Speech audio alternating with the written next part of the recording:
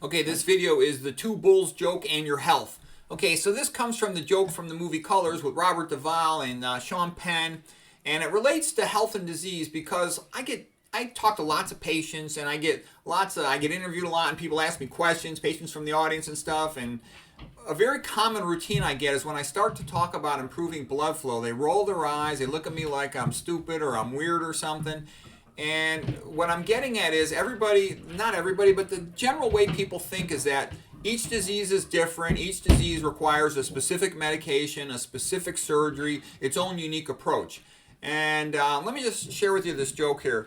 The two bulls were up on a hill and they're looking down and they see a bunch of cows out there. And the young bull says, hey, to the older bull, why don't we run down there and screw with one of those cows? And the old bull says, why don't we walk down there and screw with all of them? So what it means is that, with these diseases, every organ system in your body functions better with good blood flow, with available adequate antioxidants, with available, glucose to make energy.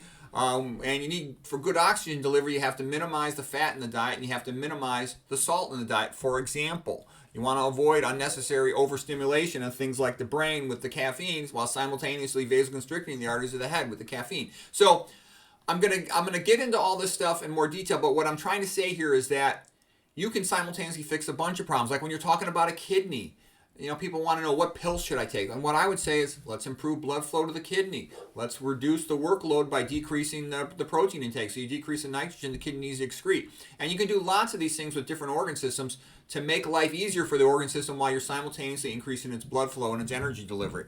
So this works to make lots of things better. This is the smart way to heal stuff. This is the way people who know a lot about disease and really have studied different ways to get the best outcomes. You basically end up on two main paths. You either go down the low-fat, low-sodium vegan and avoid all the common Western diseases to the extent possible and slow them down or reverse them to the extent possible, or you go down what 99% of people do, the meat, oil, processed food, drug.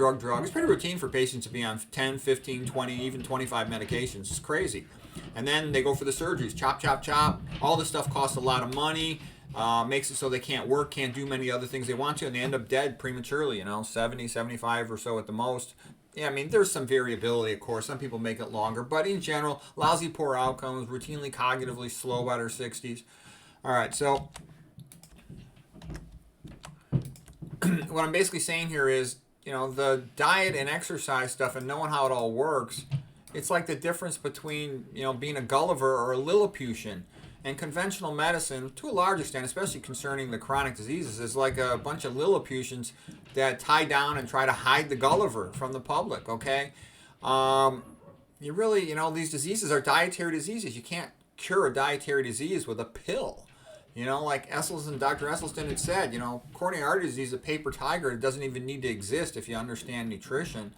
And I would also add that toxicology is getting more and more important. There's so many toxins widely dispersed throughout, the water, the food, etc. So here's what it kind of comes down to this table here. I'll get the picture off of here. Basically, you eat the standard American diet, you end up with lots of atherosclerosis. Most common death is myocardial infarction, but tons of diabetes, hypertension, dementia, impotence, cancer, off the charts. Okay, you go down the old Japanese pathway, let's say in 1970s, lots of rice, but they counteract, and lots of vegetables and fruits, that's all good, but they counteract it with a lot of sodium and a lot of smoking.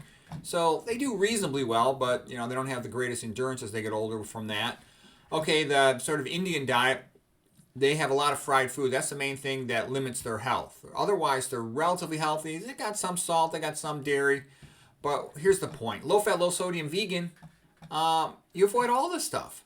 You don't get type 2 diabetes. You don't get hypertension. You don't get atherosclerosis, myocardial infarctions, very low incidence of stroke, impotence, and cancer. So it's obviously the way to go. This is what I meant by you go down there, you get all the cows. Let's call in this case, it's a bit of a big stretch on the metaphor, but you cure all the diseases. That's the point of it. Why don't we just do the right thing and cure all these diseases, Okay, so like I said, it's like, you're winning at the slots. You win, you get everything that you want, all lines up. It's good. Why not do it?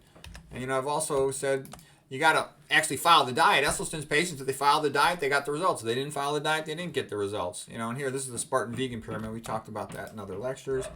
And, I liken this dietary approach like the holy grail of health.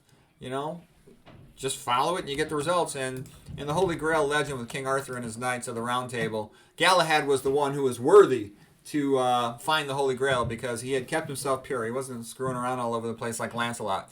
So, anyways, hope that was helpful.